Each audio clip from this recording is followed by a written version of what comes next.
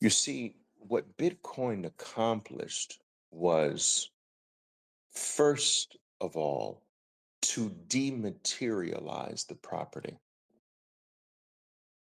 You see, that which is physical can be confiscated. But what if we were to take what could be confiscated and take it in all of its value to a realm that can't be touched, felt, smelled, even seen, but it still has the value? So what if you could take your farm and make it frickin' disappear? How does someone steal a farm that they can't see? How do you steal a farm, an $8 million farm that you can't even locate? You can't see it. It's not in a specific location. It doesn't have dimensions. You can't touch it. You can't feel it. You can't lick it with your tongue. You can't smell it. Where the frick is the farm? Where is it? You can't take it. The first thing Bitcoin did was to dematerialize property. It's crazy. And many things in our lives have already been dematerialized. And we've gone over these talks many times before. Our music's been dematerialized. When's the last time you've held a freaking vinyl record? My dad used to have, uh, my dad loved the Beatles. He had the vinyl record collection of the freaking Beatles. I listened to the Beatles, guys, my whole adolescent life. My whole childhood and adolescent life, every single day, my dad played Beatles in the house. Vinyl record. I couldn't even touch the collection. When's the last time you touched a freaking record? When's the last time you've touched a 45, a 45 or a full vinyl record, or even a CD, the more the more advanced version of music? You haven't touched music in years. Some of you've never touched a piece of music. You don't even know what that is. Music's been digitized, dematerialized. Movies. When's the last time I used to run down to Blockbuster to try to get the one of the 25 issues of a brand new movie release they were going to get? I tried to get there before everyone else because it was first come, first serve. Some of you don't even know what Blockbuster was or is. Doesn't even exist anymore. But you do know Netflix. You can't go to Netflix and pick a movie off the shelf. There is none. You don't touch a movie today. You don't see a movie today. You see pixels on a screen. If you touch your television screen, that's not the movie itself. You can't hold it. You can't go to the store and take it home to you like I used to take a movie home with me. You can't do that today. Movies have been dematerialized. I've got 50,000 photos in my phone. I'm speaking to you on a phone with 50,000 photos. I've got 20,000 videos on my phone. I've never touched them. I've never felt them like my mother did my baby pictures in her album. She used to pull out the album, flip through the photos. That's not done today. There's 50,000 photos which I've never touched, never smelt, never seen. They're pixels on a screen, but they give me the same amount of joy. They give me the same amount of value. Our world has collapsed into the digital realm, and property was the last thing to go. In a way, one of the last things to collapse into this digital world is the world of property. And something really interesting happens with the advent of Bitcoin bringing about digital property. It made it, for the first time in the human experience, it made property unconfiscatable.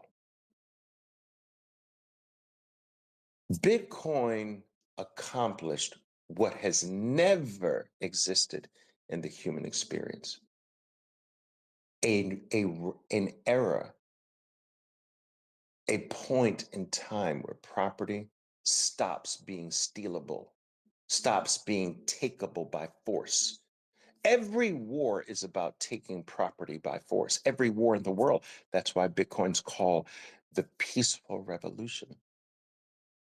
Bitcoin collapsed property to the digital world, but not that's not its major accomplishment because that had started to be done by the internet.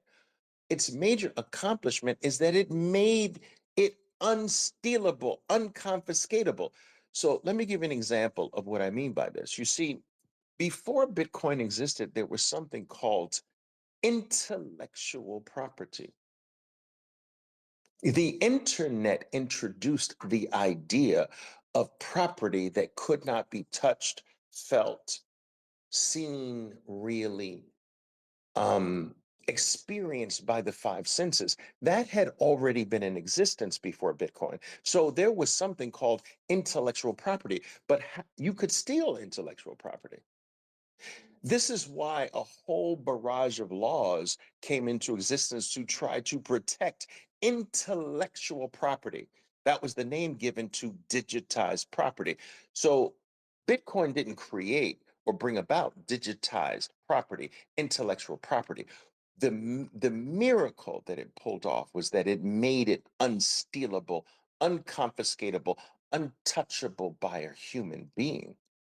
So now my property has gone to a place where not a single human being can touch it except me. I'm going to repeat that. Bitcoin created the miracle of taking property to a realm that property had never gone to, had never resided in. This new realm, no human being is allowed to touch the property, feel the property, see the property, smell the property, taste the property, except the owner of the property.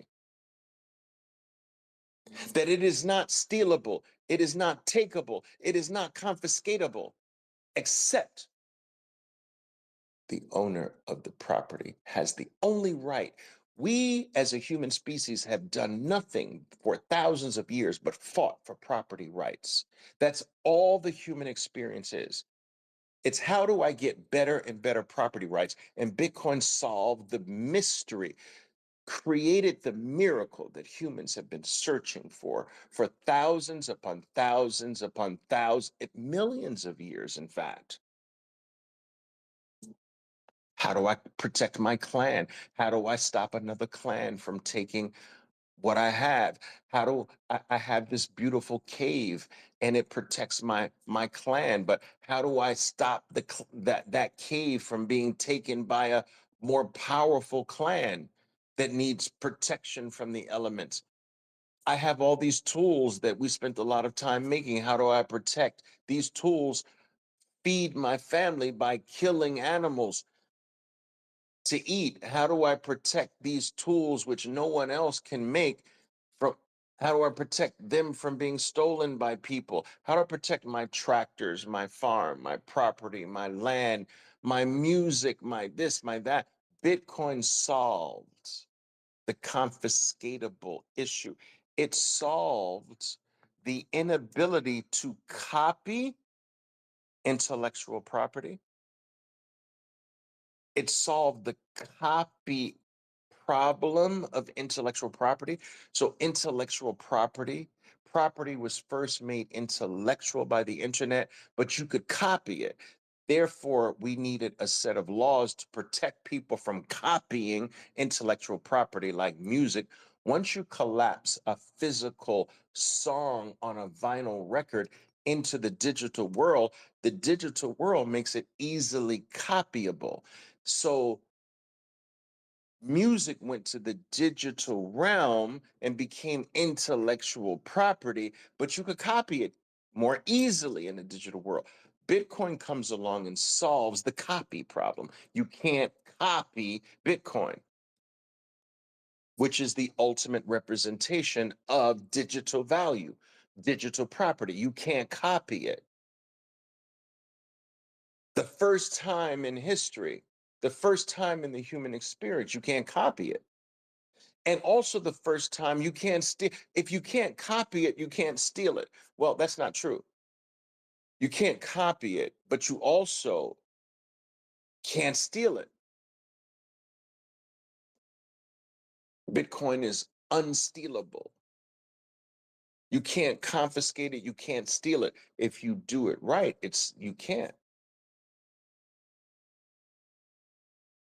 And so Bitcoin, having solved this, becomes the ultimate store of your property.